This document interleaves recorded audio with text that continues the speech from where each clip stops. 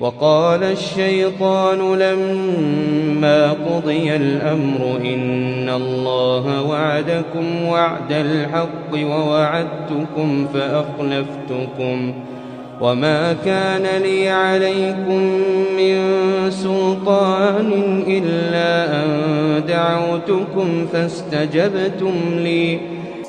ایک اور چیز ہے کہ اکثر ہم لوگ نا گناہ کر کے یا کوئی بھی غلطی یا الٹا کام کر کے تو ایٹ دا اینڈ ہم کیا کرتے ہیں کہ یار مجھ سے نا شیطان نے کروایا تھا، یا مطلب ہم اپنا کیا دھرا شیطان کے سر پہ پھینک دیتے ہیں کہ اس نے ہم سے کروایا تھا، یا پھر ہم اس کے بہکاوے میں آ کے تھے، یا جو کچھ بھی ہے ہم ڈالتے ہیں شیطان پہ.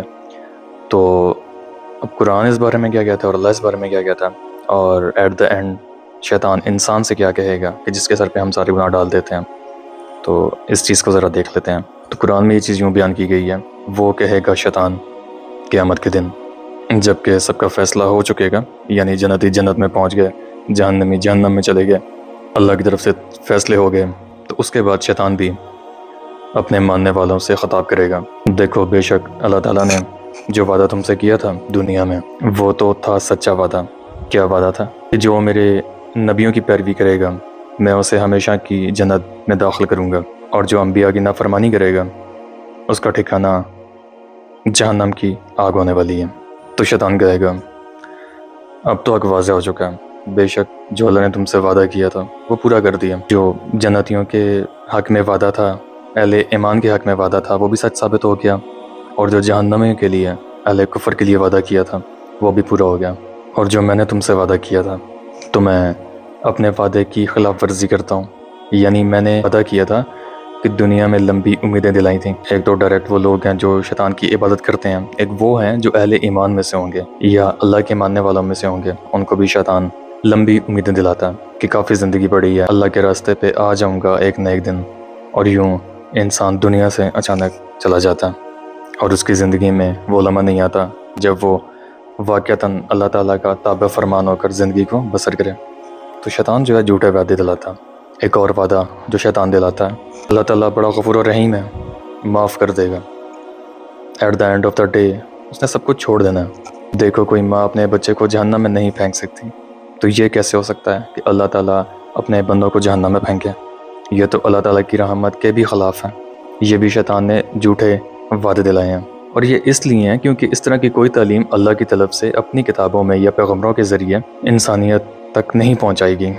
قرآن کا مقدمہ تو بالکل ڈیفرنٹ ہے، اور جو لوگ پہلی دفعہ قرآن کو پڑھتے ہیں ترجمے کے ساتھ اپنے نیٹو لینگویج کے اندر، وہ کہتے ہیں کہ یہ کتاب تو بات ہی کچھ اور کر رہی ہے، اس کا کانفیڈنس لیول ہی ہائی ہے، اور بالکل اسٹریٹ فارورڈ کتاب ہے، کوئی لپٹی ہوئی بات نہیں ہے، کوئی گول مول چیز نہیں ہے. یہاں سیدھی سی بات ہے کہ مانو گے تو بچ جاؤ گے، نہیں مانو گے تو مر جاؤ گے. لیکن شیطان انسانوں کو غلط امید دلاتا ہے، اور یہ امید کبھی وہ شخص نہیں اس کے پیچھے چلے گا، اس جعلی اور جھوٹی امید کے پیچھے جس نے قرآن پڑھا ہوا ہے. ہاں وہ الگ بات ہے کہ کوئی آنکھیں بند کر لے، حالانکہ قرآن کا مقدمہ بالکل واضح ہے کہ قرآن پڑھنے والا کبھی اس رزلٹ پہ نہیں پہنچے گا کہ اللہ تعالیٰ نے سب کو چھوڑ ہی دینا. قرآن میں جو اللہ کا مزاج بیان ہوا ہے وہ تو سختی والا ہے، سیدھی سی بات ہے. وہاں تو آپ کہیں بھی باطل کو داخل نہیں کر سکتا. بالکل 2+2=4 والی بات ہے کہ مانو گے تو جنت ملے گی، نہیں مانو گے تو جہنم ملے گی. یہ جو تھوڑی بہت گنجائشیں نکلتی ہیں وہ احادیث میں نکلتی ہیں، وہ بھی کسی درجے میں.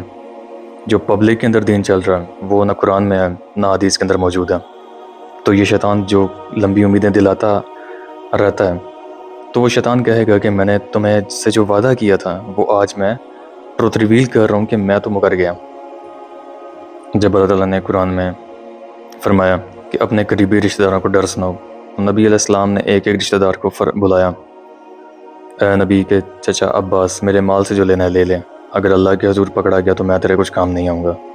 اے نبی کی پھوپھی صفیہ میرے مال سے جو لینا ہے وہ لے لے، اگر اللہ کے حضور تو پکڑی گئی تو وہاں میں تیرے کچھ کام نہیں آؤں گا. اے نبی کی بیٹی فاطمہ میرے مال سے جو لینا ہے وہ لے لے، میں دنیا میں اس کا مالک ہوں، لیکن اللہ کے حضور اگر تو پکڑی گئی تو میں تیرے کچھ کام نہیں آؤں گا. حالانکہ سیدہ فاطمہ ڈیفینیٹلی جنتی عورتوں کی سردار ہیں، بیسیکلی ان کو سینٹرڈ کر کے ہمیں بتایا جا رہا تھا کہ اگر کوئی فراڈیا کہے آپ کو آ کے کہ میرے سلسلے میں بیعت ہو جاؤ، میں تمہیں جنت میں ساتھ لے جاؤں گا، تو آپ نے سمجھ لینا کہ یہ کہانی ہے، یہ جھوٹ ہے، فریب ہے، دھوکہ ہے۔ پھر صحیح مسلم میں احادیث ہے کہ جسے اس کے عمل نے پیچھے چھوڑ دیا، اس کا نسب اسے آگے نہیں لے کے جا سکتا۔ ہاں، اگر جس کے اعمال درست ہیں تو پھر اسے فائدہ ہو سکتا نسبت کا۔ تو شیطان تو at the end of the day بول دے گا کہ میں تو مکر گیا، میں تو جھوٹا تھا، اور وہ اینڈ ٹائم پہ آ کے دھوکہ دے جائے گا۔ ہمیں تو یہ دنیا میں ہی پتہ ہے، اور یہ اللہ کی شفقت ہے کہ اس نے اس دنیا میں آخرت کی فلم چلا دی ہے۔ یعنی یہ ہونے کے بعد اگر پتہ چل رہا ہوتا تو انسان کہتا کہ کاش مجھے دنیا میں پتہ چل جاتا تو میں اپنا راستہ درست کر لیتا۔ تو دنیا میں پتہ چل چکا ہے، ہر چیز آپ کے سامنے بیان کر دی گئی ہے۔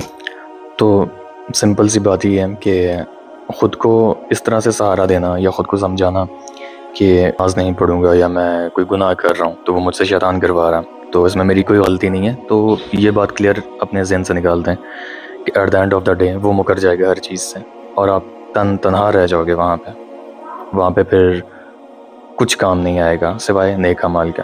اور شیطان کی کوئی زور زبردستی نہیں ہے، وہ بس دعوت دیتا ہے۔ تو اپنے گناہوں کو، اپنی غلطیوں کو اگر ہم شیطان کے سر پر ڈال دیں تو اس میں کسی کا نقصان نہیں ہے۔ نقصان اگر ہے تو وہ ہماری اپنی ذات کا۔